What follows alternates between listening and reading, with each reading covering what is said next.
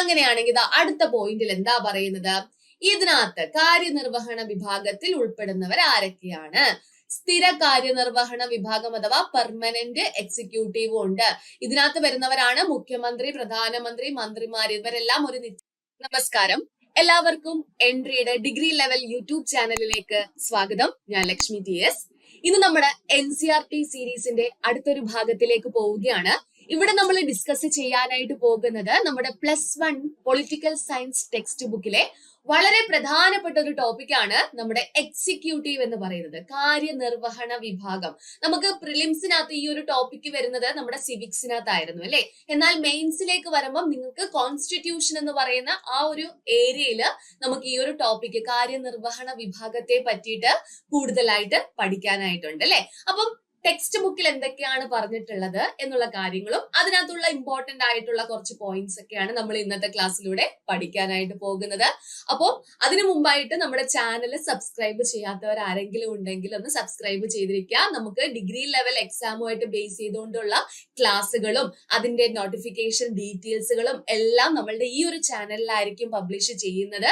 അപ്പോൾ ഇത് സബ്സ്ക്രൈബ് ചെയ്യാത്തവരുണ്ടെങ്കിൽ ഉറപ്പായിട്ടും നിങ്ങൾ മറക്കാതെ സബ്സ്ക്രൈബ് ചെയ്യുക. ഓക്കെ, അപ്പൊ നമുക്ക് നമ്മുടെ ടോപ്പിക്കിലേക്ക് കടക്കാം. നമ്മൾ നോക്കാനായിട്ട് പോകുന്നത് എക്സിക്യൂട്ടീവിനെ പറ്റിയിട്ടാണ്. എന്താണ് എക്സിക്യൂട്ടീവ് എന്നൊക്കെ പഠിച്ചിട്ടിരിക്കുന്നവരാണ് നിങ്ങൾ അല്ലെ. അപ്പൊ എക്സിക്യൂട്ടീവ് നമുക്ക് പ്രിലിംസ് പരീക്ഷയ്ക്കും മെയിൻസ് പരീക്ഷയ്ക്കും അത് മാത്രമല്ല 12th ലെവൽ പരീക്ഷ ഫോഴ്സ് ജോബുകൾക്കൊക്കെ പഠിക്കുന്നവരുണ്ടാകും. അതുപോലെ തന്നെ നമുക്ക് ഡിഗ്രി ലെവൽ പരീക്ഷകൾക്കും വേണ്ടുന്ന വളരെ പ്രധാനപ്പെട്ട ഒരു ടോപ്പിക്കാണ്. ഓക്കെ, അപ്പൊ എന്താണ് എക്സിക്യൂട്ടീവ് വിഭാഗം എന്ന് അറിഞ്ഞൂടാത്തവർ ആരെങ്കിലും ഉണ്ടോ? കാര്യനിർവഹണ വിഭാഗം എന്നാണ് നമ്മൾ ഇതിനെ മലയാളത്തിൽ പറയുന്നത് അല്ലെ. കാര്യനിർവഹണ വിഭാഗം, കാര്യങ്ങൾ നിർവഹിക്കുന്നതിനുള്ള വിഭാഗം. ഓക്കെ, അപ്പൊ നമുക്ക് ആദ്യം തന്നെ നമ്മുടെ ഗവൺമെന്റിന്റെ സ്ട്രക്ചർ ഒന്ന് നോക്കാം. നമ്മുടെ ഗവൺമെന്റിന്റെ സ്ട്രക്ചർ എന്ന് പറയുന്നതിനെ നമ്മൾ എത്രയായിട്ട് ഡിവൈഡ് ചെയ്യുന്നുണ്ട്? മെയിൻ ആയിട്ടും 3 ആയിട്ടാണ് ഡിവൈഡ് ചെയ്യുന്നത് കേട്ടോ. നമ്മുടെ ഗവൺമെന്റിന്റെ ഘടനയാണ് നമ്മൾ പഠിക്കുന്നത് കേട്ടോ. ഗവൺമെന്റിന്റെ ഘടന എന്ന് പറയുമ്പോൾ നമ്മൾ ഘടന എത്രയായിട്ടാണ് ഡിവൈഡ് ചെയ്യുന്നത്? 3 ആയിട്ടാണ് ഡിവൈഡ് ചെയ്യുന്നത്. അപ്പൊ ആ 3 എന്തൊക്കെയാണെന്ന് പറഞ്ഞേ. അതിലെ ആദ്യത്തെ വിഭാഗമാണ് എക്സിക്യൂട്ടീവ് എന്ന് പറയുന്നത്. ഗവൺമെന്റിനെ നമ്മൾ എന്ത് ചെയ്യുന്നു?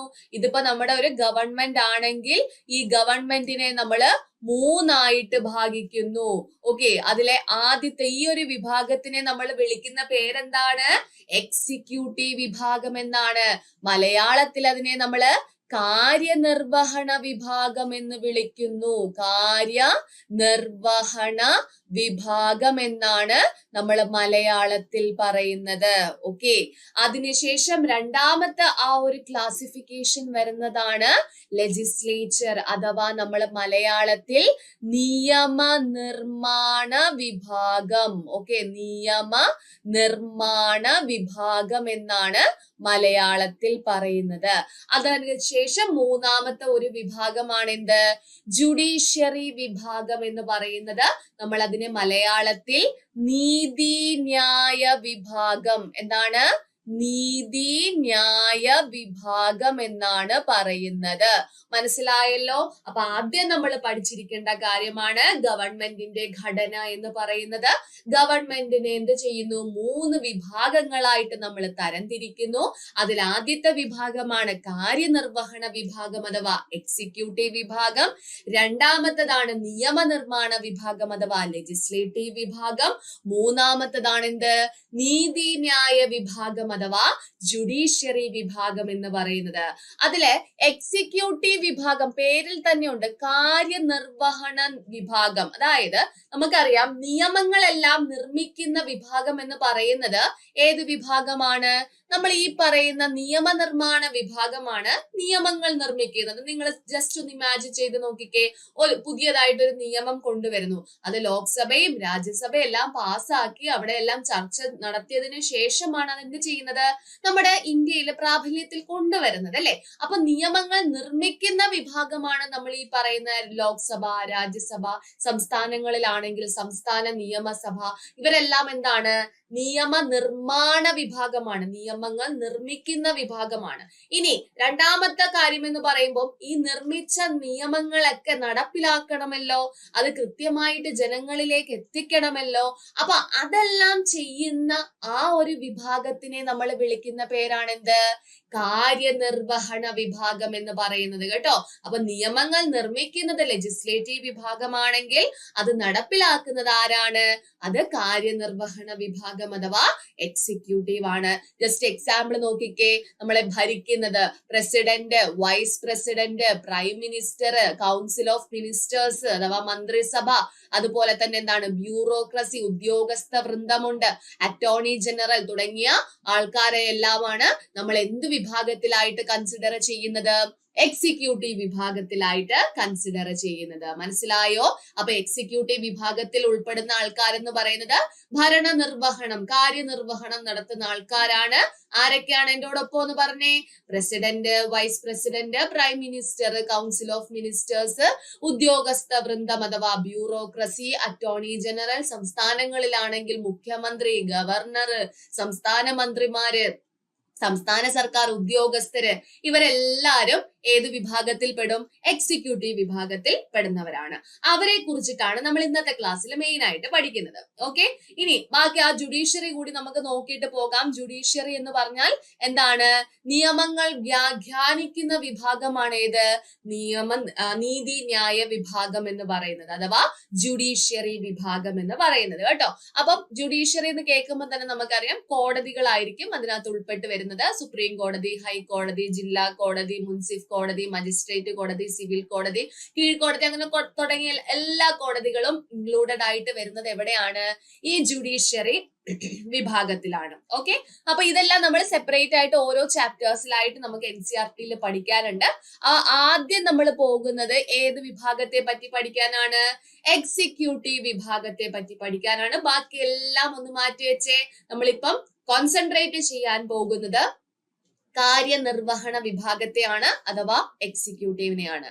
ഇവിടെ കാര്യനിർവഹണ വിഭാഗം അഥവാ എക്സിക്യൂട്ടീവ് എന്ന് പറയുമ്പോൾ നമുക്ക് കേന്ദ്ര തലത്തിലും എക്സിക്യൂട്ടീവുകളുണ്ട്, അതുപോലെ തന്നെ എന്താണ് സംസ്ഥാന തലങ്ങളിലും എക്സിക്യൂട്ടീവ്സ് ഉണ്ട് അല്ലെ.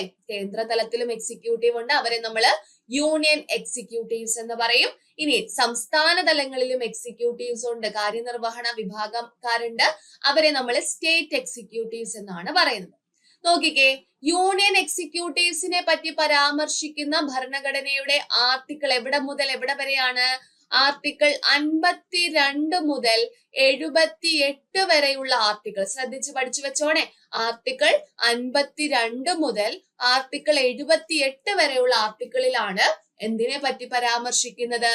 യൂണിയൻ എക്സിക്യൂട്ടീവിനെ പറ്റി പരാമർശിക്കുന്നത്. ഏത് ഭാഗമാണ്? നമ്മുടെ ഭരണഘടനയുടെ ഭാഗം 5-ലാണ് കേട്ടോ. ഭാഗം 5-ലാണ് എന്തിനെ പറ്റി പറയുന്നത്? യൂണിയൻ എക്സിക്യൂട്ടീവ്സിനെ പറ്റി പറയുന്നത്. അപ്പം അതിനകത്ത് ഇൻക്ലൂഡഡ് ആയിട്ട് വരുന്നവർ ആരൊക്കെയാണെന്ന് നോക്കിക്കേ. President, vice president, prime minister, union council of ministers അഥവാ കേന്ദ്ര മന്ത്രിസഭ, അറ്റോർണി ജനറൽ, സെൻട്രൽ ഒഫീഷ്യൽസ്, നമ്മളെ സെൻട്രൽ ഗവൺമെന്റിൽ ജോലി ചെയ്യുന്ന ഉദ്യോഗസ്ഥരും യൂണിയൻ എക്സിക്യൂട്ടീവ് വിഭാഗത്തിൽ ഉൾപ്പെടുന്നവരാണ്. അപ്പൊ അതാണ് യൂണിയൻ എക്സിക്യൂട്ടീവ്സ് എന്ന് പറയുന്നത്. യൂണിയൻ എന്ന് കേൾക്കുമ്പോൾ കേന്ദ്ര തലത്തിലുള്ള എക്സിക്യൂട്ടീവ് വിഭാഗമാണ്. ഓക്കെ, അപ്പൊ ആർട്ടിക്കിൾ എവിടെ മുതൽ എവിടെ വരെയാണെന്ന് പറഞ്ഞേ? ആർട്ടിക്കിൾ 52 മുതൽ 78 വരെയുള്ള ആർട്ടിക്കിളിലാണ് എന്തിനെ പറ്റി പറയുന്നത്? യൂണിയൻ എക്സിക്യൂട്ടീവുകളെ പറ്റി പറയുന്നത്. ഭാഗം ചോദിച്ചാൽ ഭാഗം 5-ലാണ്. ഓക്കെ, ഇനി അതിനകത്ത് ഇൻക്ലൂഡഡ് ആയിട്ട് വരുന്നവർ ആരൊക്കെയാണ്? യൂണിയൻ എക്സിക്യൂട്ടീവിനകത്ത് വരുന്നവരാണ് പ്രസിഡന്റ്, ഏറ്റവും ടോപ്പില് പ്രസിഡന്റ്, വൈസ് പ്രസിഡന്റ് ഉണ്ട്, പ്രൈം മിനിസ്റ്റർ ഉണ്ട്, മന്ത്രിമാരുണ്ട്, അറ്റോർണി ജനറൽ ഉണ്ട്, കേന്ദ്ര സർക്കാർ ഉദ്യോഗസ്ഥരുണ്ട്. ഇവരെല്ലാം യൂണിയൻ എക്സിക്യൂട്ടീവ്സ് ആണെന്ന് നമ്മൾ പഠിച്ചു. ഇനി സംസ്ഥാനങ്ങളിലേക്കൊന്ന് വന്നേ. സംസ്ഥാനങ്ങളിലേക്ക് വരുമ്പോൾ അവിടുത്തെ ആർട്ടിക്കിൾ എന്ന് പറയുന്നത് 153 മുതൽ 167 വരെയുള്ള ആർട്ടിക്കിളിലാണ് സ്റ്റേറ്റ് എക്സിക്യൂട്ടീവ്സിനെ പറ്റി പരാമർശിക്കുന്നത്. ഒന്ന് പറഞ്ഞേ, ആർട്ടിക്കിൾ 153 മുതൽ 167 ഭാഗം ഏതാണ്? ഏത് പാർട്ടിലാണ്? പാർട്ട് 6 ആണ് കേട്ടോ. 153 മുതൽ 167 വരെയുള്ള ആർട്ടിക്കിളിലാണ് എന്തിനെ പറ്റി പറയുന്നത്? സ്റ്റേറ്റ് എക്സിക്യൂട്ടീവ്സിനെ പറ്റി പറയുന്നത്. സ്റ്റേറ്റ് എക്സിക്യൂട്ടീവ് എന്ന് കേൾക്കുമ്പോൾ ഒന്ന് ചിന്തിച്ചു നോക്കിക്കേ, സംസ്ഥാനങ്ങളിലെ കാര്യനിർവഹണ വിഭാഗം. അപ്പൊ സംസ്ഥാനങ്ങളിലെ കാര്യനിർവഹണം നടത്തുന്നത് ടോപ്പിൽ ആരുണ്ട്?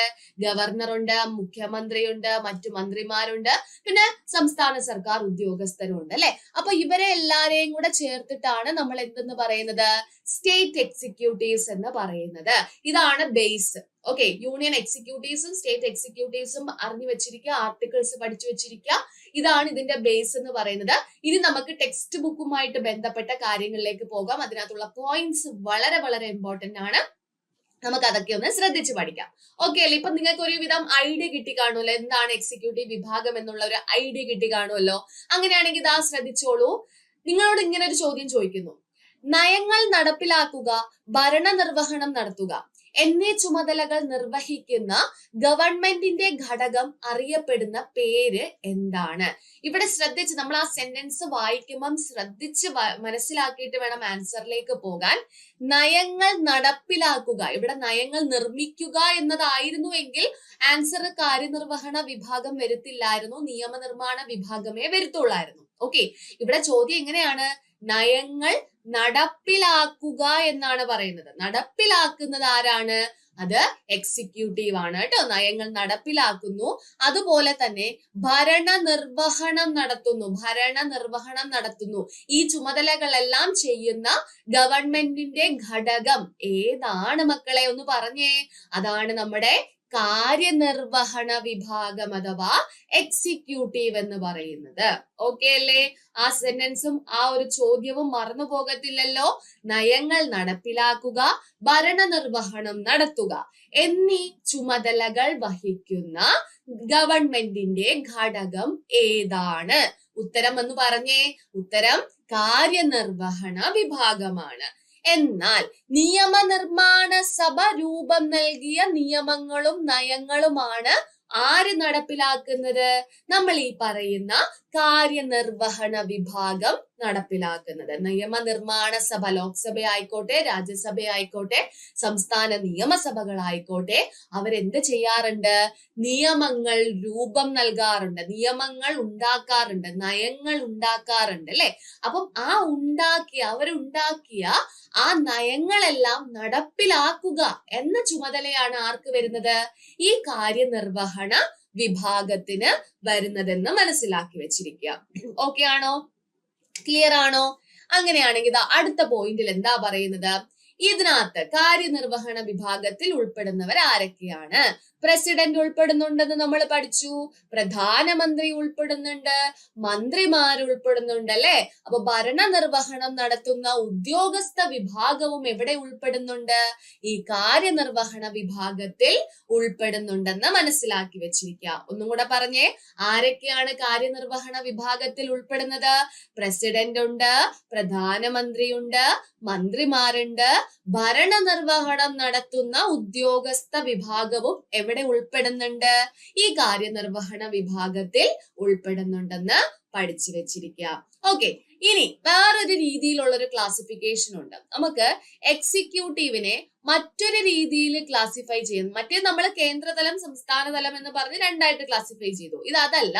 അല്ലാതെ തന്നെ എക്സിക്യൂട്ടീവിനെ നമുക്ക് രണ്ടായിട്ട് ക്ലാസിഫൈ ചെയ്യാം. അതിൽ ഒന്നാണ് പൊളിറ്റിക്കൽ എക്സിക്യൂട്ടീവ് ഉണ്ട്. പൊളിറ്റിക്കൽ ആയിട്ടുള്ള രാഷ്ട്രീയ കാര്യനിർവഹണ വിഭാഗവും ഉണ്ട്. അതുപോലെ തന്നെ എന്താണ്, പെർമനന്റ് ആയിട്ടുള്ള എക്സിക്യൂട്ടീവ്സും ഉണ്ട്. ഓക്കെ, ആ പേരിൽ തന്നെ നിങ്ങൾക്ക് അതിന്റെ അർത്ഥം മനസ്സിലാകും. എന്താണ് പൊളിറ്റിക്കൽ എക്സിക്യൂട്ടീവ് അഥവാ രാഷ്ട്രീയ കാര്യനിർവഹണ വിഭാഗം എന്ന് പറഞ്ഞാല്? അതായത് ഗവൺമെന്റിന്റെ നയരൂപീകരണം നടത്തുന്നതിന് ചുമതലയുള്ള ഗവൺമെന്റ് തലവനും മന്ത്രിമാരും ഉൾപ്പെടുന്ന വിഭാഗത്തിനെയാണ് നമ്മൾ എന്തെന്ന് വിളിക്കുന്നത്? രാഷ്ട്രീയ കാര്യനിർവഹണ വിഭാഗം എന്ന് വിളിക്കുന്നത്. മനസ്സിലായോ? ഇവരെന്ന് പറയുന്നത് എന്താണ്? പരീക്ഷ എഴുതിയിട്ടൊന്നും ഈ ഒരു മേഖലയിലേക്ക് വരുന്ന ആൾക്കാരല്ല. ജനങ്ങൾ ഇലക്ഷനിലൂടെ തെരഞ്ഞെടുക്കപ്പെട്ട് ഇങ്ങോട്ടേക്ക് വന്ന ഈ ഒരു എക്സിക്യൂട്ടീവിന്റെ ഭാഗമായ ആൾക്കാരെയാണ് നമ്മൾ എന്തെന്ന് വിളിക്കുന്നത്? പൊളിറ്റിക്കൽ എക്സിക്യൂട്ടീവ് എന്ന് വിളിക്കുന്നത്. ഇവര് അവരുടെ ആ ഒരു പെൻഷൻ പ്രായം വരെ അവർ ഈ ഒരു പൊളിറ്റിക്കൽ എക്സിക്യൂട്ടീവ് ആയിട്ട് തുടരുവോ? ഇല്ല. അവർക്ക് ആ ഒരു സ്ഥാനത്തിന് അല്ലെങ്കിൽ ആ ഒരു കാലാവധി ഒരു 4 വർഷം 5 വർഷം അല്ലെങ്കിൽ ആ ഒരു സർക്കാരിന്റെ കാലാവധി നിശ്ചയിച്ചിട്ടുണ്ട്. ആ കാലാവധിയിൽ മാത്രമേ അല്ലെങ്കിൽ ആ ഒരു സമയത്ത് മാത്രമേ ഇവർക്ക് എന്തായിട്ട് പ്രവർത്തിക്കാൻ സാധിക്കുകയുള്ളൂ?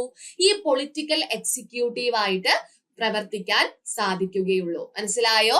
അപ്പോ ഇവിടുത്തെ പൊളിറ്റിക്കൽ എക്സിക്യൂട്ടീവ് എന്ന് കേൾക്കുമ്പോൾ തന്നെ മനസ്സിലാക്കി വെച്ചിരിക്കുക, ഈ രാഷ്ട്രീയ കാര്യനിർവഹണ വിഭാഗം, അതായത് നമ്മൾ ഈ പറയുന്ന മന്ത്രിമാര്, നമ്മുടെ പ്രധാനമന്ത്രി, ഇവരൊക്കെ എന്താണ്, ഒരു നിശ്ചിത കാലയളവിലേക്ക് മാത്രം ഭരണം നടത്തുന്നതിന് വേണ്ടി വന്ന ആൾക്കാരാണ്. അല്ലാതെ അവർ പെൻഷൻ പ്രായം വരെ അവരെന്ത് ചെയ്യത്തില്ല, ആ സ്ഥാനത്ത് ഇരിക്കത്തില്ല. മാത്രമല്ല അവർ പരീക്ഷയൊന്നും എഴുതിയല്ല ഈ ഒരു സ്ഥാനത്തേക്ക് വന്നത്. അവര് എലക്ഷൻ ത്രൂ ആണ് ഇവിടെ എത്തിയത്. സോ അത്തരത്തിൽ വന്ന ആ കാര്യനിർവഹണ ഉദ്യോഗസ്ഥരെ അല്ലെങ്കിൽ അത്തരത്തിലുള്ള വ്യക്തികളെയാണ് നമ്മൾ എന്തെന്ന് വിളിക്കുന്നത്? രാഷ്ട്രീയ കാര്യനിർവഹണ വിഭാഗം അഥവാ പൊളിറ്റിക്കൽ എക്സിക്യൂട്ടീവ് എന്ന് വിളിക്കുന്നത്. മനസ്സിലായോ? അപ്പൊ പൊളിറ്റിക്കൽ എക്സിക്യൂട്ടീവ് എന്ന് കേൾക്കുമ്പോൾ നമ്മുടെ മനസ്സിൽ വരേണ്ടുന്ന എക്സാമ്പിൾസ് നമ്മുടെ പ്രധാനമന്ത്രി, മന്ത്രിമാര്, അല്ലെ, ഇവരെല്ലാവരും എന്താണ്? പൊളിറ്റിക്കൽ എക്സിക്യൂട്ടീവ്സ് ആണ്. ഓക്കെ, രാഷ്ട്രീയ കാര്യനിർവഹണ ഉദ്യോഗസ്ഥരാണ്. ഇനി പെർമനന്റ് എക്സിക്യൂട്ടീവ്സ് ഉണ്ട്. പെർമനന്റ് ആയിട്ടുള്ള ആൾക്കാരൊന്ന് ആലോചിച്ച് നോക്കിക്കേ. അവര് എന്ത് ചെയ്യുന്നു? പരീക്ഷ എഴുതി ആ സ്ഥാനത്തേക്ക് വരുന്നു. അതും അവർക്ക് എന്ത് ചെയ്യാം? പരീക്ഷ എഴുതി റിക്രൂട്ട്മെന്റ് ചെയ്ത് മെറിറ്റിന്റെ അടിസ്ഥാനത്തിലാണ് അവർ ഈ ഒരു ഭരണനിർവഹണത്തിന്റെ ആ ഒരു നിലയിലേക്ക് വരുന്നത്. അത് മാത്രമല്ല അവർക്ക് പെൻഷൻ ഏത് സമയമാണോ, അവർക്ക് പെൻഷൻ പ്രായം എത്രയാണോ ആ ഒരു പെൻഷൻ പ്രായം വരെ എന്ത് ചെയ്യാം? അവർക്ക് ഈ ഒരു സ്ഥാനത്ത് തുടരാനായിട്ട് സാധിക്കുന്നുണ്ട്. അപ്പൊ അതിനുള്ള എക്സാമ്പിൾ ആണ് നമ്മുടെ എന്താണ് ഗവൺമെന്റ് ഉദ്യോഗസ്ഥർ, അല്ലെ, നമ്മുടെ എന്താണ് കേന്ദ്ര സർക്കാർ ഉദ്യോഗസ്ഥരുണ്ട്, സംസ്ഥാന സർക്കാർ ഉദ്യോഗസ്ഥരുണ്ട്. ഇവരെല്ലാവരും പെർമനന്റ് എക്സിക്യൂട്ടീവുകളാണ്. ഓക്കെ, ഭരണനിർവഹണത്തിന് വേണ്ടിയിട്ട് സ്ഥിര ചുമതലയുള്ള ദൈനംദിന ഭരണ നിർവഹണം നടത്തുന്ന ഒരു വിഭാഗം ആൾക്കാരെയാണ് നമ്മൾ എന്തെന്ന് വിളിക്കുന്നത്? പെർമനന്റ് എക്സിക്യൂട്ടീവ് എന്ന് വിളിക്കുന്നത്. അവരെന്ത് ചെയ്യുന്നതാണ്? പരീക്ഷ എഴുതിയാണ് ആ സ്ഥാനത്തേക്ക് വരുന്നത്. അവർക്ക് പെൻഷൻ പ്രായം വരെ അവർക്ക് എന്ത് ചെയ്യാം? ആ സ്ഥാനത്ത് തുടരാനായിട്ട് സാധിക്കുന്നുണ്ട്. അപ്പൊ അത് മനസ്സിലായല്ലോ. അപ്പൊ എക്സിക്യൂട്ടീവിനെ നമുക്ക് മറ്റൊരു രീതിയിൽ എന്ത് ചെയ്യാം? രണ്ടായിട്ട് ക്ലാസിഫൈ ചെയ്യാം. അതിൽ ഒന്നാണ് പൊളിറ്റിക്കൽ എക്സിക്യൂട്ടീവ്. ഓക്കെ, രാഷ്ട്രീയ കാര്യനിർവഹണ വിഭാഗവും ഉണ്ട്, സ്ഥിര കാര്യനിർവഹണ വിഭാഗം അഥവാ പെർമനന്റ് എക്സിക്യൂട്ടീവും ഉണ്ട്. ഇതിനകത്ത് വരുന്നവരാണ് മുഖ്യമന്ത്രി, പ്രധാനമന്ത്രി, മന്ത്രിമാർ. ഇവരെല്ലാം ഒരു നിശ്ചിത സമയത്തേക്ക് മാത്രമേ ആ സ്ഥാനത്ത് ഉണ്ടാവുകയുള്ളൂ. അവർ ഇലക്ഷൻ വഴിയായിരിക്കും ആ സ്ഥാനത്തേക്ക് വരുന്നത്. അത്തരത്തിലുള്ള ആൾക്കാരെ നമ്മൾ വിളിക്കുന്ന പേരാണ് പൊളിറ്റിക്കൽ എക്സിക്യൂട്ടീവ്. എന്നാൽ ഒരു പരീക്ഷ എഴുതി തന്റെ പെൻഷൻ പ്രായം വരെ ആ സ്ഥാനത്ത് തുടരാൻ സാധിക്കുന്ന തരത്തിലുള്ള ദൈനംദിന ഭരണനിർവഹണം നടത്താൻ ചുമതലയുള്ള വിഭാഗത്തിനെയാണ് നമ്മൾ എന്തെന്ന് വിളിക്കുന്നത്? പെർമനന്റ് എക്സിക്യൂട്ടീവ് അഥവാ സ്ഥിരം കാര്യനിർവഹണ ഉദ്യോഗസ്ഥൻ അഥവാ വിഭാഗം എന്ന് വിളിക്കുന്നത്. മനസ്സിലായോ? ഓക്കെ ആണോ? അപ്പൊ ഈ ഒരു ക്ലാസിഫിക്കേഷൻ മനസ്സിലാക്കി വെച്ചിരിക്കുക. ഇനി നമുക്ക് പോകേണ്ടത് വളരെ വളരെ പ്രധാനപ്പെട്ട ഒരു കാര്യത്തിലേക്കാണ്. കൂടുതലും സ്റ്റേറ്റ്മെന്റ് ചോദ്യങ്ങൾ ചോദിക്കുന്ന ഒരു ഏരിയ ആണ് എക്സിക്യൂട്ടീവിനകത്ത് വരുന്ന ആ എക്സിക്യൂട്ടീവിന്റെ വിവിധ തരത്തിലുള്ള എക്സിക്യൂട്ടീവ്സ്. ഓക്കെ, വിവിധ രീതിയിൽ വിവിധ വ്യവസ്ഥകളുണ്ട്. ഓക്കെ, നമുക്കറിയാം നമ്മൾ ഇന്ത്യയിലെ ഒരു എക്സിക്യൂട്ടീവ് എങ്ങനെയാണ്. ഓക്കെ, ഇപ്പം പ്രധാനമന്ത്രി ഉണ്ട്, രാഷ്ട്രപതി ഉണ്ട്, മന്ത്രിമാരുണ്ട്. അവരൊക്കെ ഏതൊരു വ്യവസ്ഥ അനുസരിച്ചിട്ടാണ് പ്രവർത്തിക്കുന്നത് എന്നൊക്കെ നമുക്കറിയാം. പക്ഷെ നമ്മുടെ ഇന്ത്യയിലെ സ്ഥിതി ആയിരിക്കണമെന്നില്ല അമേരിക്കയിലെ സ്ഥിതി ആയിരിക്കണമെന്നില്ല, കാനഡയില്. ഓരോ സ്ഥലങ്ങളിലും എന്താണ് ഈ എക്സിക്യൂട്ടീവ് വിഭാഗം ഉണ്ട്. പക്ഷെ ആ ഒരു സിസ്റ്റം, അവര് വർക്ക് ചെയ്യുന്ന ആ ഒരു സിസ്റ്റം എന്ന് പറയുന്നത് എന്താണ്? വ്യത്യാസമാണ്, പല രീതിയിലാണ്. ഇന്ത്യയിലെ സിസ്റ്റം ആയിരിക്കണമെന്നില്ല അമേരിക്കയിലും ഫ്രാൻസിലും ഇറ്റലിയിലും ഒക്കെ ഉള്ളത്. അതൊക്കെ ഓരോ ഡിഫറെന്റ് സിസ്റ്റം അനുസരിച്ചിട്ടായിരിക്കും. പക്ഷെ അവിടെ പ്രധാനമന്ത്രി കാണും, രാഷ്ട്രപതി കാണും, അങ്ങനെയൊക്കെ ഒരു പ്രസിഡന്റ് കാണും. അപ്പൊ ആ ഒരു സിസ്റ്റം ഓൾമോസ്റ്റ് അതുപോലെ ഉണ്ട്. പക്ഷെ അവിടുത്തെ ആ ഒരു രീതി ഓരോ രാജ്യങ്ങളിലും എന്തായിരിക്കും? വ്യത്യാസമായിരിക്കും. അപ്പൊ നമുക്ക് എന്ത് ചെയ്യാം? വിവിധ തരത്തിലുള്ള എക്സിക്യൂട്ടീവ് സിസ്റ്റംസ് എന്തൊക്കെയാണെന്ന് നമുക്കൊന്ന് കൃത്യമായിട്ട് മനസ്സിലാക്കി പഠിക്കാം. ഇത് നമുക്ക് വളരെ ഇമ്പോർട്ടന്റ് ആയിട്ടുള്ള ഒരു ഏരിയ ആണ്. കൂടുതൽ ചോദ്യങ്ങളും ചോദിക്കുന്ന ഒരു ഏരിയ ആണ്. അതുകൊണ്ട് എന്റെ കൂടെ തന്നെ അങ്ങ് ശ്രദ്ധിച്ച് പഠിച്ചിരിക്കുക. ഓക്കെ, ആദ്യം നമ്മൾ പോകുന്ന ഒരു സിസ്റ്റമാണ് പ്രസിഡൻഷ്യൽ സിസ്റ്റം. ഓക്കെ, എക്സിക്യൂട്ടീവ്സിനെ നമുക്ക് എന്ത് ചെയ്യാം? നമുക്ക് പല സിസ്റ്റമായിട്ട് ഡിവൈഡ് ചെയ്യാം. ഓക്കെ, അതിൽ ഒരു സിസ്റ്റമാണ് എന്ത്? പ്രസിഡൻഷ്യൽ സിസ്റ്റം അഥവാ പ്രസിഡൻഷ്യൽ സമ്പ്രദായം എന്ന് പറയുന്നത്. ഓക്കെ, എന്താണ് പ്രസിഡൻഷ്യൽ സമ്പ്രദായം? ഒന്ന് ആലോചിച്ച് നോക്കിക്കേ. പേരിനകത്ത് തന്നെ ഉണ്ട്. അവിടെ പ്രസിഡന്റ് ആണ് അൾട്ടിമേറ്റ്, ആ ഒരു ടോപ്പിൽ നിൽക്കുന്ന ആളെന്ന് പറയുന്നത് ആരാണ്? പ്രസിഡൻഷ്യൽ സിസ്റ്റം ആണെങ്കിൽ അവിടെ പ്രസിഡന്റ് ആയിരിക്കും അതിന്റെ ടോപ്പിൽ നിൽക്കുന്ന വ്യക്തി. അതായത് ഈ പ്രസിഡൻഷ്യൽ സമ്പ്രദായമുള്ള ഒരു രാജ്യം എടുക്കുക. ഫോർ എക്സാമ്പിൾ എ എന്നുള്ള ഒരു രാജ്യം. ഓക്കെ, ഈ രാജ്യത്ത് നിലനിൽക്കുന്ന സമ്പ്രദായം എന്ന് പറയുന്നത് ഏത് സമ്പ്രദായമാണ്? പ്രസിഡൻഷ്യൽ സമ്പ്രദായമാണ്. അങ്ങനെ നിലനിൽക്കുമ്പോൾ പ്രസിഡൻഷ്യൽ സമ്പ്രദായത്തിന്റെ പ്രത്യേകതകൾ പറയാൻ പറഞ്ഞാൽ നമ്മൾ എന്ത് പറയും? ഇവിടെ രാഷ്ട്രതലവനും ഭരണതലവനും ആര് തന്നെയാണ്? പ്രസിഡന്റ് തന്നെയാണ്. അതാണ് ഇതിന്റെ ഏറ്റവും വലിയ സ്പെഷ്യാലിറ്റി എന്ന് പറയുന്നത്. മനസ്സിലായോ? പ്രസിഡൻഷ്യൽ സിസ്റ്റത്തിനകത്ത് രാഷ്ട്രതലവനായിക്കോട്ടെ ഭരണതലവനായിക്കോട്ടെ, രാഷ്ട്രത്തിന് തലവനുണ്ട്, ഭരണം നടത്തുന്ന ഒരു ടോപ്പിൽ നിൽക്കുന്ന ആളുണ്ട്. ഇവര് രണ്ടും ഒരാളാണ്. ആരാണ്? പ്രസിഡന്റ് ആണ്. അതാണ് പ്രസിഡന്റ് സമ്പ്രദായത്തിന്റെ ഏറ്റവും വലിയ പ്രത്യേകത എന്ന് പറയുന്നത്. ഇവിടെ പ്രസിഡന്റ് എന്ന് പറയുമ്പോൾ പ്രസിഡന്റിനെ ജനങ്ങൾ, അവിടെയുള്ള ജനങ്ങൾ എന്ത് ചെയ്യുകയാണ്? നേരിട്ട് തിരഞ്ഞെടുക്കുകയാണ്. മനസ്സിലായോ? പ്രസിഡന്റിനെ എന്ത് ചെയ്യുകയാണ്? ഇവിടുത്തെ ഈ ഒരു സിസ്റ്റം ആണെങ്കിൽ, പ്രസിഡൻഷ്യൽ സിസ്റ്റം ആണെങ്കിൽ അവിടുത്തെ ജനങ്ങൾ എന്ത് ചെയ്യുകയാണ്? പ്രസിഡന്റിനെ നേരിട്ട് തിരഞ്ഞെടുക്കുകയാണ്, ഡയറക്റ്റ് എലക്ട് ചെയ്യുകയാണ്. മാത്രമല്ല പ്രസിഡന്റിന് നിയമനിർമ്മാണ സഭയോട് ഉത്തരവാദിത്തം ഉണ്ടായിരിക്കില്ല. മനസ്സിലായോ? പ്രസിഡന്റിന് എന്തുണ്ടായിരിക്കത്തില്ല? ആ ഒരു രാജ്യത്ത് ഒരു നിയമനിർമ്മാണ സഭയുണ്ടെങ്കിൽ ആ നിയമനിർമ്മാണ സഭയോട് പ്രസിഡന്റിന് ഒരു ഉത്തരവാദിത്വവും ഉണ്ടായിരിക്കില്ല. ശ്രദ്ധിച്ച് പഠിച്ചു വെച്ചിരിക്കുക. സ്റ്റേറ്റ്മെന്റ് തന്നിട്ട് ശരിയാണോ തെറ്റാണോ എന്ന് ചോദിക്കാം. ഓക്കെ, പ്രസിഡന്റിന് നിയമനിർമ്മാണ സഭയോട് ഉത്തരവാദിത്വം ഒന്നും തന്നെ ഉണ്ടായിരിക്കുകയില്ല. മനസ്സിലായോ? ക്ലിയർ ആണോ?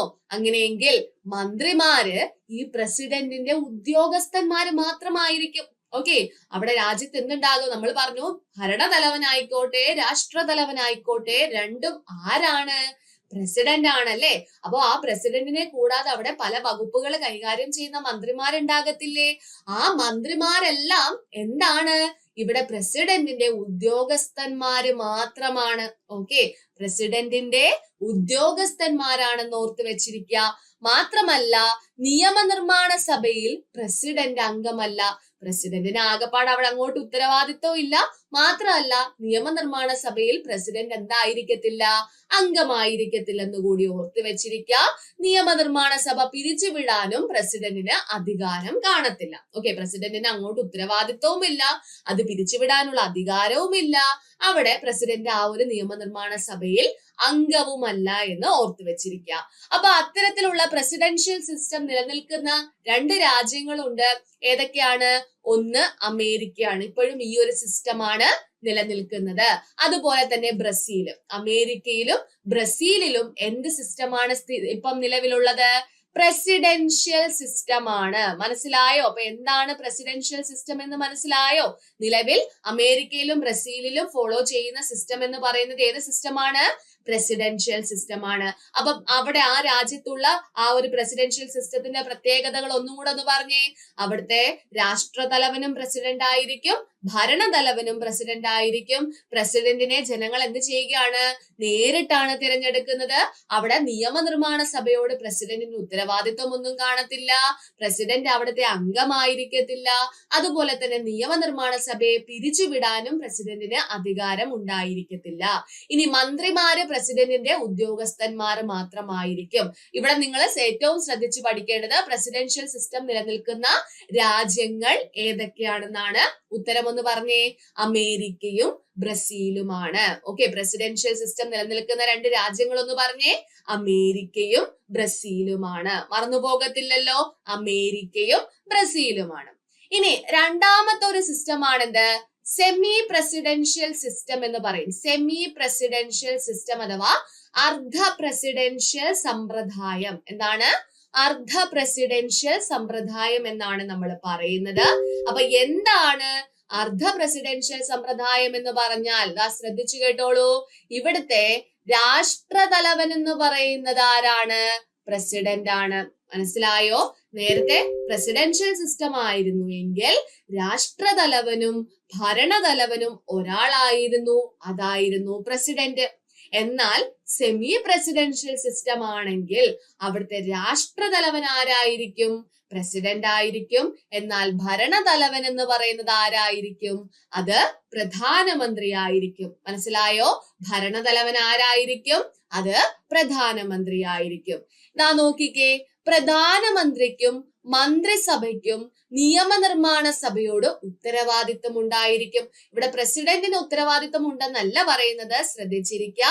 പ്രധാനമന്ത്രിക്കും അതുപോലെ തന്നെ പ്രധാനമന്ത്രിയുടെ മന്ത്രിസഭയുണ്ടല്ലോ, ആ മന്ത്രിസഭയ്ക്കും നിയമനിർമ്മാണ സഭയോട് എന്തുണ്ടായിരിക്കും?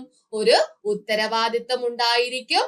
പ്രസിഡന്റിനെയും പ്രധാനമന്ത്രിയെയും നേരിട്ടാണ് തിരഞ്ഞെടുക്കുന്നത്. ഡയറക്റ്റ് ഇലക്ഷൻ ആണ് ഇവിടെ നടക്കുന്നത് എന്ന് ഓർത്തു വെച്ചിരിക്കുക കേട്ടോ. പ്രസിഡന്റിനെയും പ്രധാനമന്ത്രിയും എന്ത് ചെയ്യുകയാണ്? നേരിട്ടാണ് തിരഞ്ഞെടുക്കുന്നത്. പ്രസിഡന്റിനും പ്രധാനമന്ത്രിക്കും ദൈനംദിന കാര്യങ്ങളിൽ ഇടപെടുന്നതിനുള്ള അധികാരവും അവിടെ കൊടുക്കുന്നുണ്ട്. പ്രസിഡന്റിനും പ്രധാനമന്ത്രിക്കും എന്ത് ചെയ്യാം? ഓരോ ദിവസവുമുള്ള ഓരോ കാര്യങ്ങളിൽ, വളരെ പ്രധാനപ്പെട്ട ചെറിയ ഭരണനിർവഹണ കാര്യങ്ങളിൽ പോലും ഇടപെടാനുള്ള അധികാരം കൂടി ഈ സെമി പ്രസിഡൻഷ്യൽ സിസ്റ്റത്തിലൂടെ കൊടുക്കുന്നുണ്ട്. ഇവിടെ നമ്മൾ ഓർത്തിരിക്കേണ്ടത് കൂട്ടായ നേതൃത്വം, അതായത് പ്രസിഡന്റും പ്രധാനമന്ത്രിയും ഒരുമിച്ച് നിന്ന് പ്രവർത്തിക്കുക, ആ ഒരു തത്വത്തെ അടിസ്ഥാനമാക്കിയിട്ടാണ് എന്ത് ചെയ്യുന്നത്? ഇവിടെ ഈ ഒരു സിസ്റ്റം ഫങ്ഷൻ ചെയ്യുന്നത്. അപ്പം ഈ ഒരു സെമി പ്രസിഡൻഷ്യൽ സിസ്റ്റം നിലവിലുള്ള രാജ്യങ്ങൾ ഏതൊക്കെയെന്ന് ചോദിച്ചാൽ നമ്മൾ ഉത്തരം പറയേണ്ടത് ഏതൊക്കെ രാജ്യങ്ങളാണ്? ഫ്രാൻസ് ഉണ്ട്, റഷ്യ ഉണ്ട്, ശ്രീലങ്കയുണ്ട്. മനസ്സിലായോ? സെമി പ്രസിഡൻഷ്യൽ സിസ്റ്റം നിലനിൽക്കുന്ന രാജ്യങ്ങൾ ഏതൊക്കെയാണെന്ന് പറഞ്ഞേ. ഫ്രാൻസ് ഉണ്ട്, റഷ്യ ഉണ്ട്, ശ്രീലങ്കയുണ്ട്. ഓക്കെ ആണോ? അപ്പൊ എന്താണ് സെമി പ്രസിഡൻഷ്യൽ അഥവാ അർദ്ധ പ്രസിഡൻഷ്യൽ സമ്പ്രദായം എന്ന് മനസ്സിലായോ? അർദ്ധ എന്ന് കേൾക്കുമ്പോൾ അവിടെ രണ്ടുപേരും ഉണ്ട്, പ്രസിഡന്റും ഉണ്ട് പ്രധാനമന്ത്രിയും ഉണ്ടെന്ന് ഓർത്തിരിക്കുക. പ്രസിഡൻഷ്യൽ മാത്രമാണെങ്കിൽ അവിടെ പ്രസിഡന്റ് മാത്രമേ ഉള്ളൂ, അദ്ദേഹം തന്നെ ആയിരിക്കും ഭരണതലവനും അതുപോലെ രാഷ്ട്രതലവനും. എന്നാൽ സെമി പ്രസിഡൻഷ്യൽ സിസ്റ്റം ആണെങ്കിൽ രാഷ്ട്രതലവനായിട്ട് വരുന്നത് പ്രസിഡന്റും ഭരണതലവനായിട്ട് വരുന്നത് പ്രധാനമന്ത്രി ആയിരിക്കും. ഈ പ്രധാനമന്ത്രിക്കും മന്ത്രിസഭയ്ക്കും എന്തുണ്ടായിരിക്കും? നിയമനിർമ്മാണ സഭയോട് ഒരു ഉത്തരവാദിത്തം ഉണ്ടായിരിക്കും. അതുപോലെ തന്നെ പ്രസിഡന്റിനെയും പ്രധാനമന്ത്രിയെയും നേരിട്ടാണ് തിരഞ്ഞെടുക്കുന്നത്. അല്ലാതെ എലക്ഷൻ ഒരു ജയിപ്പിച്ചു വിട്ട ആൾക്കാർ ചേർന്നിട്ട് തിരഞ്ഞെടുക്കുന്ന രീതി അല്ല ഇവിടെ ഉള്ളത്. ജനങ്ങൾ നേരിട്ടാണ് പ്രസിഡന്റിനെയും അതുപോലെ തന്നെ പ്രധാനമന്ത്രിയെയും തെരഞ്ഞെടുക്കുന്നത്. ഇനി പ്രസിഡന്റിനും പ്രധാനമന്ത്രിക്കും എന്ത് ചെയ്യാം? ഓരോ ദിവസം നടക്കുന്ന കാര്യങ്ങളിൽ ഇടപെട്ട് കാര്യങ്ങളെ ചെയ്യുന്നതിനുള്ള അധികാരം കൊടുക്കുന്നുണ്ട്. ഇവിടെ കൂട്ടായ നേതൃത്വം എന്ന ആശയം അടിസ്ഥാനമാക്കിയിട്ടാണ് പ്രവർത്തിക്കുന്നത്. ഇനി സെമി പ്രസിഡൻഷ്യൽ സിസ്റ്റം നിലനിൽക്കുന്ന രാജ്യങ്ങൾ ഏതൊക്കെയെന്ന് ചോദിച്ചാൽ അവിടെ നമുക്ക് ആൻസർ ആയിട്ട് പറയാൻ പറ്റുന്നത് 3 രാജ്യങ്ങൾ ഏതൊക്കെയാണ്? 1 ഫ്രാൻസ്, 2 റഷ്യ, 3 ശ്രീലങ്ക. ഓക്കെ, ഒന്ന് പറഞ്ഞേ. France, Russia, Sri Lanka. ഇത് ഇത്രയുമാണ് സെമി പ്രസിഡൻഷ്യൽ സിസ്റ്റത്തിനുള്ള ആ ഒരു മെയിൻ ഫീച്ചേഴ്സ് എന്ന് പറയുന്നത്. ഇനി നമ്മൾ അടുത്തതായിട്ട് പോകുന്നത് നമ്മുടെ വളരെ പ്രധാനപ്പെട്ട, നമ്മളുമായിട്ട് കൂടുതൽ കണക്റ്റഡ് ആയിട്ടുള്ള ഒരു സിസ്റ്റമാണ്. ഏത് സിസ്റ്റമാണ്? പാർലമെന്ററി സിസ്റ്റം ആണ്. എന്താണ്? Parliamentary system. ഇവിടെ പാർലമെന്ററി സിസ്റ്റം എന്ന് പറയുമ്പോൾ നമുക്ക് നമ്മുടെ ഇന്ത്യയുമായിട്ട് കമ്പയർ ചെയ്ത് പഠിക്കാൻ വളരെ എളുപ്പമാണ്. നമുക്ക് ജസ്റ്റ് ആലോചിച്ചാൽ പോലും നമുക്ക് പാർലമെന്ററി സിസ്റ്റവുമായി ബന്ധപ്പെട്ട ചോദ്യങ്ങൾ വരികയാണെങ്കിൽ ആൻസർ ചെയ്യാനായിട്ട് സാധിക്കും. ഓക്കെ, അപ്പൊ എന്തൊക്കെയാണ് പാർലമെന്ററി സിസ്റ്റവുമായി ബന്ധപ്പെട്ട് നമ്മൾ അറിഞ്ഞു വെച്ചിരിക്കേണ്ടതെന്ന് ചോദിച്ചാൽ ഇവിടെ ഭരണതലവൻ, നോക്കിക്കോളൂ, ഭരണതലവൻ അറിയപ്പെടുന്ന പേരെന്താണ്? പ്രധാനമന്ത്രി എന്നാണ് കേട്ടോ. ഇവിടെ പാർലമെന്ററി സിസ്റ്റം ആണെങ്കിൽ ഇവിടുത്തെ ഭരണം നടത്തുന്ന ഏറ്റവും ടോപ്പ് മോസ്റ്റ് നിൽക്കുന്ന ആൾ അറിയപ്പെടുന്ന പേരെന്താണ്? അത് പ്രധാനമന്ത്രി എന്നാണ് കേട്ടോ. ഇവിടെ നിയമനിർമ്മാണ സഭയിലെ ഭൂരിപക്ഷ പാർട്ടിയുടെ നേതാവായിരിക്കും ആര്? ഈ പ്രധാനമന്ത്രി എന്ന് പറയുന്നത് കേട്ടോ. ആ ഒരു നിയമനിർമ്മാണ സഭയില് ഭൂരിപക്ഷം കിട്ടിയ പാർട്ടി ഉണ്ടാകും, ഏറ്റവും കൂടുതൽ വോട്ട് ലഭിച്ച് വിജയിച്ച പാർട്ടി ഉണ്ടായിരിക്കും. അപ്പൊ ആ പാർട്ടിക്ക് ഒരു നേതാവുണ്ട്. ആ നേതാവിനെ പിടിച്ചാണ് ആരാക്കുന്നത്, നമ്മുടെ പ്രധാനമന്ത്രിയാക്കുന്നത്. ഓക്കെ, ഇനി പ്രധാനമന്ത്രിക്ക് നിയമനിർമ്മാണ സഭയോട് ഉത്തരവാദിത്തം ഉണ്ടായിരിക്കും. അത് വളരെ വളരെ ഇമ്പോർട്ടന്റ് ആണ്. പ്രധാനമന്ത്രിക്ക് ഇവിടെ പാർലമെന്ററി സിസ്റ്റം ആണെങ്കിൽ ശ്രദ്ധിച്ചിരിക്കുക, സെമി പ്രസിഡൻഷ്യലിന്റെ കേസ് അല്ല നമ്മൾ പറയുന്നത്. പാർലമെന്ററി സിസ്റ്റം ആണെങ്കിൽ പ്രധാനമന്ത്രിക്ക് നിയമനിർമ്മാണ സഭയോട് അഥവാ നമ്മുടെ ലെജിസ്ലേച്ചറിനോട് ഉത്തരവാദിത്തം ഉണ്ടായിരിക്കും എന്നുള്ള ഒരു വ്യവസ്ഥയുണ്ട്. ഓക്കെ, പ്രധാനമന്ത്രിക്ക് നിയമനിർമ്മാണ സഭയോട് ഉത്തരവാദിത്തം ഉണ്ടായിരിക്കും. ആ ഒരു പോയിന്റ് ശ്രദ്ധിച്ചു വെച്ചേക്കണേ. ഇനി കാര്യനിർവഹണ വിഭാഗവും നിയമനിർമ്മാണ വിഭാഗവും തമ്മിൽ എന്താണ്, പരസ്പരം ഒരു ബന്ധമുണ്ട്. നമ്മൾ ജസ്റ്റ് ഒന്ന് ആലോചിച്ച് നോക്കിക്കേ, നമ്മുടെ കാര്യനിർവഹണ വിഭാഗത്തിലുള്ള ആൾക്കാർ തന്നെയാണ് പോയി ലോക്സഭയിലൊക്കെ ഇരിക്കുന്നത് അല്ലെ. അതായത് നിയമനിർമ്മാണ വിഭാഗവുമായിട്ട് കൺസിഡർ ചെയ്യാറുണ്ട് അല്ലെ. അപ്പൊ അവർ രണ്ട് രീതിയിലും ആക്ട് ചെയ്യാറുണ്ട്.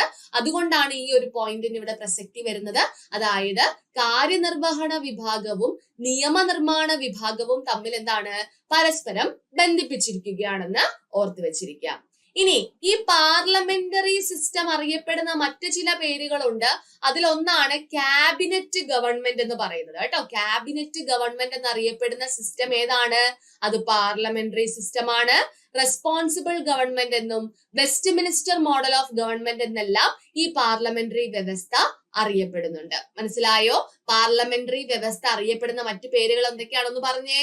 ഒന്ന് ക്യാബിനറ്റ് ഗവൺമെന്റ്, രണ്ട് റെസ്പോൺസിബിൾ ഗവൺമെന്റ്, മൂന്ന് west minister model of government. ഈ പേരിലെല്ലാം അറിയപ്പെടുന്ന ആ ഒരു എന്താണ് വിഭാഗമാണ് ഈ ഒരു പാർലമെന്ററി സിസ്റ്റം എന്ന് പറയുന്നത്. ഇനി ഇതാ പാർലമെന്ററി സിസ്റ്റം എവിടെയൊക്കെയാണ്, ഏതൊക്കെ രാജ്യങ്ങളിലാണ് ഉള്ളതെന്ന് ചോദിച്ചാൽ ഇന്ത്യ, ജപ്പാൻ, ഇറ്റലി, പോർച്ചുഗൽ ആണ്. ഏതൊക്കെയാണ്? India, Japan, Italy, Portugal. നമ്മൾ ഇന്ത്യ ആയിട്ട് കമ്പയർ ചെയ്ത് പഠിച്ചാലും മതി കേട്ടോ. Okay, India, Japan, Italy, Portugal എന്നിവിടങ്ങളിലാണ് എന്തുള്ളത്, ഈ ഒരു പാർലമെന്ററി സിസ്റ്റം നിലനിൽക്കുന്നതെന്ന് പഠിച്ചു വെച്ചിരിക്കുക. ഓക്കെ, അങ്ങനെയാണെങ്കിൽ നമുക്ക് പാർലമെന്ററി വ്യവസ്ഥയുടെ പ്രത്യേകതകൾ കൂടി അങ്ങ് പഠിച്ചിട്ട് പോയാലോ? വളരെ പ്രാധാന്യമേറിയ ഒരു ഭാഗമാണ്. ഇവിടെ നിന്നായിരുന്നു കഴിഞ്ഞ ഡിഗ്രി മെയിൻസിന് ക്വസ്റ്റ്യൻ വന്നത് കേട്ടോ. ഈ ഒരു ടോപ്പിക് അല്ലെങ്കിൽ ഒരു സെന്റൻസ് തന്നിട്ട് ശരിയാണോ തെറ്റാണോ എന്ന് ചോദിക്കാം. അതുകൊണ്ട് ഓരോ പോയിന്റും ശ്രദ്ധിച്ച് പഠിച്ചു വെച്ചിരിക്കാം. അപ്പൊ നമുക്ക് നോക്കാം പാർലമെന്ററി വ്യവസ്ഥയുടെ പ്രത്യേകതകൾ എന്തൊക്കെയാണ്. നോക്കിക്കോളൂ, നോമിനൽ എക്സിക്യൂട്ടീവും ഉണ്ടാകും, റിയൽ എക്സിക്യൂട്ടീവും ഉണ്ടാകും. ഇത് പാർലമെന്ററി വ്യവസ്ഥയുടെ ഒരു പ്രത്യേകതയാണ്. നോമിനൽ എക്സിക്യൂട്ടീവും ഉണ്ടാകും, ഓക്കെ, റിയൽ എക്സിക്യൂട്ടീവ് ഉണ്ടാകും. നോമിനൽ എക്സിക്യൂട്ടീവ് എന്നതുകൊണ്ട് ഉദ്ദേശിക്കുന്നത് നമ്മുടെ രാഷ്ട്ര തലവനെയാണ്, അതായത് പ്രസിഡന്റ് ആണ് കേട്ടോ. നോമിനൽ എക്സിക്യൂട്ടീവ് എന്ന് അറിയപ്പെടുന്നത് ആരാണ്? അത് രാഷ്ട്ര തലവനെയാണ് നോമിനൽ എക്സിക്യൂട്ടീവ് എന്ന് വിളിക്കുന്നത്. അത് പ്രസിഡന്റ് ആണ്. ഇനി റിയൽ എക്സിക്യൂട്ടീവ് ആണ് ഭരണതലവൻ. ഓക്കെ, റിയൽ എക്സിക്യൂട്ടീവ് എന്നറിയപ്പെടുന്നത് ഭരണതലവനെയാണ്. ആരാണ് നമ്മുടെ ഭരണതലവൻ? അത് പ്രധാനമന്ത്രിയാണ്. ഓക്കെ, അപ്പൊ ഫസ്റ്റ് പോയിന്റ് പഠിച്ചോളൂ. പാർലമെന്ററി വ്യവസ്ഥയുടെ ആദ്യത്തെ പ്രത്യേകത എന്ന് പറയുന്നത് പാർലമെന്ററി വ്യവസ്ഥയിൽ ഒരു നോമിനൽ എക്സിക്യൂട്ടീവും ഉണ്ടാകും, ഒരു റിയൽ എക്സിക്യൂട്ടീവും ഉണ്ടാകും. നോമിനൽ എക്സിക്യൂട്ടീവ് എന്ന് പറയുന്നത് രാഷ്ട്രതലവനായിരിക്കും. രാഷ്ട്രതലവൻ എന്ന് കേട്ട് കഴിഞ്ഞാൽ അത് പ്രസിഡന്റ് ആണ്. റിയൽ എക്സിക്യൂട്ടീവ് എന്ന് പറയുമ്പോൾ അവിടെ ഭരണതലവൻ ഉണ്ടായിരിക്കും. ഭരണതലവൻ എന്ന് പറയുന്നത് ആരാണ്? അത് പ്രധാനമന്ത്രിയാണ്. ലോക്സഭയിലെ ഭൂരിപക്ഷമുള്ള പാർട്ടിയാണ് അധികാരത്തിലെത്തുന്നത്. അത് മറ്റൊരു പ്രത്യേകതയാണ്. പാർലമെന്ററി സിസ്റ്റത്തിന്റെ മറ്റൊരു പ്രത്യേകത ഇതാണ്. ലോക്സഭാ തെരഞ്ഞെടുപ്പ് നടക്കുന്നു. ഈ ലോക്സഭാ തെരഞ്ഞെടുപ്പില് ഭൂരിപക്ഷം കിട്ടിയ ഏത് പാർട്ടിയാണോ ആ പാർട്ടി ആയിരിക്കും എന്ത് ചെയ്യുന്നത്? അധികാരത്തിൽ വരുന്നത്. പാർട്ടിയുടെ നേതാവിനെ ആയിരിക്കും ആരാക്കി മാറ്റുന്നത്? പ്രധാനമന്ത്രിയാക്കി മാറ്റുന്നത്. ഓക്കെ, അപ്പൊ ലോക്സഭയിൽ ഭൂരിപക്ഷമുള്ള പാർട്ടിയാണ് എന്ത് ചെയ്യുന്നത്? അധികാരത്തിൽ വരുന്നത്. പാർട്ടിയുടെ നേതാവിനെ ആരാക്കുന്നു? പ്രധാനമന്ത്രിയാക്കുന്നു. പ്രധാനമന്ത്രിയുടെ നിർദ്ദേശപ്രകാരമായിരിക്കും മറ്റു മന്ത്രിമാരെ എന്ത് ചെയ്യുന്നത്? പ്രസിഡന്റ് നിയമിക്കുന്നത്. അപ്പൊ പ്രധാനമന്ത്രി പറയും ഇന്ന ഇന്ന വ്യക്തികളെ ഇന്ന ഇന്ന വകുപ്പുകളിലായിട്ട് നിയമിക്കാം. അപ്പൊ അതനുസരിച്ചു കൊണ്ടായിരിക്കും നമ്മുടെ രാഷ്ട്രപതി എന്ത് ചെയ്യുന്നത്? ആ ഓരോ വ്യക്തികളെയും മന്ത്രിസഭയിലേക്ക് അല്ലെങ്കിൽ ആ ഒരു മന്ത്രിമാരായിട്ട് നിയമിക്കുന്നത്. മനസ്സിലായോ? അപ്പൊ ലോക്സഭയില് ഭൂരിപക്ഷമുള്ള പാർട്ടിയെയാണ് നമ്മൾ അധികാരത്തിൽ കൊണ്ടുവരുന്നത്. പാർട്ടിയുടെ നേതാവിനെ ആയിരിക്കും നേതാവെന്ന് പറയുന്നത് ആരാണ്? അത് പ്രധാനമന്ത്രിയാണ്. പ്രധാനമന്ത്രിയുടെ നിർദ്ദേശപ്രകാരമായിരിക്കും എന്ത് ചെയ്യുന്നത്? മറ്റ് മന്ത്രിമാരെ പ്രസിഡന്റ് നിയമിക്കുന്നത്. ഇനി മന്ത്രിമാർക്ക് പൊതുവെ പാർലമെന്റിനോടും പ്രത്യേകിച്ച് ലോക്സഭയോടും എന്തുണ്ടായിരിക്കും? കൂട്ടുത്തരവാദിത്തം ഉണ്ടായിരിക്കും എന്ന് ഓർത്ത് വെച്ചിരിക്കുക. ഓക്കെ, മന്ത്രിമാർക്ക് ഈ ഒരു പ്രധാനമന്ത്രി ആയിക്കോട്ടെ, മുഖ്യമന്ത്രി ആയിക്കോട്ടെ, മറ്റു മന്ത്രിമാരായിക്കോട്ടെ, ഇവർക്ക് എന്താണ്? പാർലമെന്റിനോട് പ്രത്യേകിച്ച് ലോക്സഭയോട് എന്തുണ്ടായിരിക്കും? ഒരു കൂട്ടുത്തരവാദിത്തം ഉണ്ടായിരിക്കും.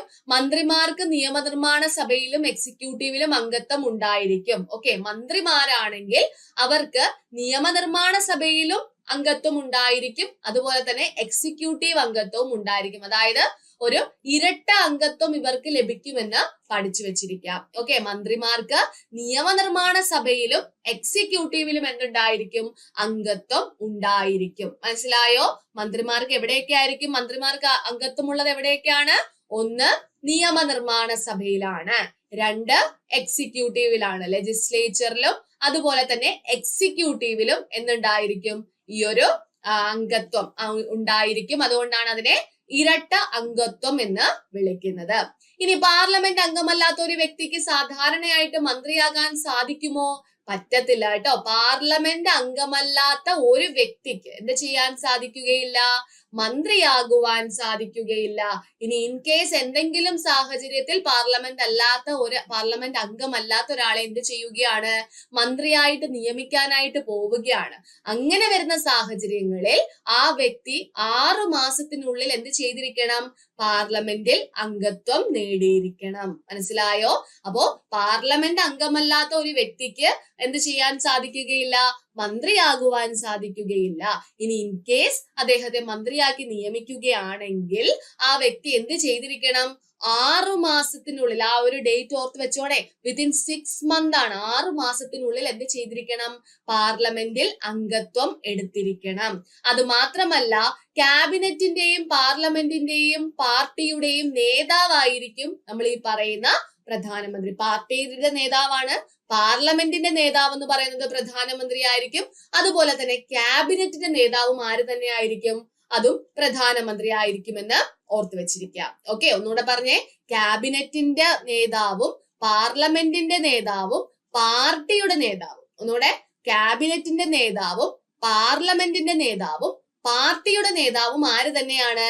അതും നമ്മുടെ ഈ ഒരു ഇതാണെന്ന് ഓർത്തു വെച്ചിരിക്കുക. ക്യാബിനറ്റിന്റെയും പാർലമെന്റിന്റെയും പാർട്ടിയുടെയും നേതാവായിരിക്കും ആര്? ഈ ഒരു പ്രധാനമന്ത്രി എന്ന് പറയുന്നത്. ഓക്കെ, മനസ്സിലാകുന്നുണ്ടോ? പറയുന്ന കാര്യങ്ങളൊക്കെ ക്ലിയർ ആകുന്നുണ്ടോ? അങ്ങനെയാണെങ്കിൽ ഇതാ നോക്കിക്കോളൂ. ലോക്സഭാ പ്രസിഡന്റിന് പ്രധാനമന്ത്രിയുടെ ആവശ്യപ്രകാരം, ലോക്സഭ എന്ത് ചെയ്യാം? പ്രസിഡന്റിന് പ്രധാനമന്ത്രിയുടെ ആവശ്യപ്രകാരം പിരിച്ചുവിടാവുന്നതാണ്. അപ്പം ലോക്സഭ പിരിച്ചുവിടാനുള്ള അധികാരം ആർക്കുണ്ട്? പ്രസിഡന്റിനുണ്ട്. അത് ആരുടെ ആവശ്യപ്രകാരമാണ്? അത് പ്രധാനമന്ത്രിയുടെ ആവശ്യപ്രകാരമായിരിക്കും എന്ത് ചെയ്യുന്നത്? പ്രസിഡന്റ് ലോക്സഭ പിരിച്ചുവിടുന്നത്. ഓക്കെ, അതും പാർലമെന്ററി സിസ്റ്റത്തിനകത്ത് വരുന്നതാണ്. ഓക്കെ, ലോക്സഭ പിരിച്ചുവിടാനുള്ള അധികാരം പ്രസിഡന്റിനാണ്. പ്രസിഡന്റ് ആരുടെ ആവശ്യപ്രകാരമായിരിക്കും പിരിച്ചുവിടുന്നത് എന്ന് ചോദിച്ചാൽ അത് പ്രധാനമന്ത്രിയുടെ ആവശ്യപ്രകാരമായിരിക്കും. അതായത് എക്സിക്യൂട്ടീവിന് നിയമനിർമ്മാണ സഭയ്ക്കുമേൽ നിയന്ത്രണമുണ്ട്. അപ്പം ഇതിനകത്ത് നിന്ന് എന്ത് മനസ്സിലായി? പ്രസിഡന്റിന് എന്ത് ചെയ്യാം? ലോക്സഭ പിരിച്ചുവിടാൻ സാധിക്കുന്നുണ്ടെന്ന് പറയുന്നു അല്ലെ? അപ്പൊ ലോക്സഭ പിരിച്ചുവിടാൻ പറ്റും എന്നതുകൊണ്ട് ഉദ്ദേശിക്കുന്നത് എന്താണ്? എക്സിക്യൂട്ടീവ് അല്ലേ നമ്മളെ പ്രസിഡന്റ്. പ്രസിഡന്റിന് എന്ത് ചെയ്യാം? നിയമനിർമ്മാണ സഭയ്ക്കുമേൽ നിയന്ത്രണം കൊണ്ടുവരാം. ഓക്കെ, നമ്മുടെ ലോക്സഭയ്ക്ക് മേൽ എന്ത് ചെയ്യാനായിട്ട് സാധിക്കുന്നുണ്ട്? നിയന്ത്രണം കൊണ്ടുവരാനായിട്ട് സാധിക്കുന്നുണ്ട്. രാജ്യസുരക്ഷയ്ക്ക് ആവശ്യമായ രഹസ്യ സ്വഭാവം പുലർത്താൻ ഭരിക്കുന്നവർ ബാധ്യസ്ഥരാണ്. അതും പാർലമെന്ററി സിസ്റ്റത്തിന്റെ ഒരു പ്രത്യേകതയാണ്. അവിടെ ഭരിക്കുന്നവർ എല്ലാ കാര്യങ്ങളും വെട്ടി തുറന്ന് പുറത്തു പറയാൻ പാടില്ല. രാജ്യസുരക്ഷയെ ബാധിക്കുന്ന പ്രത്യേകം കാര്യങ്ങൾ ഉണ്ടെങ്കിൽ അവിടെ അവിടെ ഒരു സീക്രസി കൊണ്ടുവരാനായിട്ടുള്ള ആ ഒരു അധികാരം ആർക്ക് കൊടുക്കുന്നുണ്ട്? നമ്മുടെ പാർലമെന്ററി സിസ്റ്റത്തിനകത്ത് ആ എക്സിക്യൂട്ടീവ് വിഭാഗത്തിന് അല്ലെങ്കിൽ ആ ഒരു ഭരിക്കുന്ന ആൾക്കാർക്ക് കൊടുക്കുന്നുണ്ടെന്ന് പഠിച്ചു വെച്ചിരിക്കുക. ഓക്കെ ആണോ? ഓക്കെ, അപ്പൊ ഇത്രയും കാര്യങ്ങളാണ് നമുക്ക് ഈ ഒരു പാർലമെന്ററി വ്യവസ്ഥയുടെ പ്രത്യേകതകളായിട്ട് പഠിക്കാനായിട്ടുള്ളത്. അപ്പൊ ഇത്രയും കാര്യങ്ങള് നല്ല വളരെ ഇമ്പോർട്ടന്റ് ആയിട്ടുള്ള കാര്യങ്ങളാണ്. പക്ഷെ വളരെ കുറച്ച് സിമ്പിൾ കാര്യങ്ങളാണ്. നമ്മൾ മനസ്സിലാക്കി എടുത്തു കഴിഞ്ഞാൽ ഏത് പരീക്ഷയ്ക്ക് എങ്ങനെ കറക്കി കുത്തി ചോദിച്ചാലും നമുക്ക് ആൻസറിലേക്ക് എത്താൻ സാധിക്കുന്ന കുറച്ച് കാര്യങ്ങളാണ്. പക്ഷെ നിങ്ങൾ സമയം കണ്ടെത്തി മനസ്സിലാക്കി അതൊന്ന് ക്ലിയർ ആക്കി പഠിക്കണം. ഓക്കെ, അതിന്റെ ആ ഒരു ഐഡിയ മനസ്സിലാക്കി പഠിക്കണം. അത്രയും മാത്രം നിങ്ങൾ ചെയ്താൽ മതി. ഈ ഒരു ടോപ്പിക് എന്ന് പറയുന്നത് നമുക്ക് പല പരീക്ഷകൾക്കും പല രീതിയിലും ക്വസ്റ്റ്യൻസ് വരുന്ന ഒരു ടോപ്പിക്കാണ്. അപ്പൊ ബാക്കിയുള്ള ടോപ്പിക്കുകളെല്ലാം നമ്മൾ വരുന്ന ക്ലാസ്സുകളിലായിട്ട് കുറച്ച് വീതം ഡിസ്കസ് ചെയ്യുന്നതായിരിക്കും. Okay, thank you.